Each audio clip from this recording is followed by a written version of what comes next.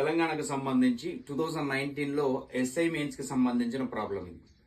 B అనేది ఏ యొక్క గణానికి విలోమానుపాతంలో ఉంటూ ఏ ఈజ్ ఈక్వల్ టు 3 అయినప్పుడు బి ఈజ్ ఈక్వల్ టు 2 అని ఇచ్చారు. అయినా ఏ ఈజ్ ఈక్వల్ టు 1/2 అయినప్పుడు బి ఈజ్ ఈక్వల్ టు ఎంత అని అడుగుతుంది. సో ఈ ఫస్ట్ పాయింట్ మీరు అబ్జర్వ్ చేసినట్లయితే ఇక్కడ ఏముందో మీరు ఒకసారి అబ్జర్వ్ చేయండి. బి వాల్యూ ఇచ్చాడు. బి ఈజ్ ఈక్వల్ టు ఏమని చెప్తుండంటే బి అనేది ఏ యొక్క గణానికి అంటుండు. గణం అంటే పవర్ 3 కదా, గణం అంటే 3, వర్గం అంటే 2. ఓకేనా?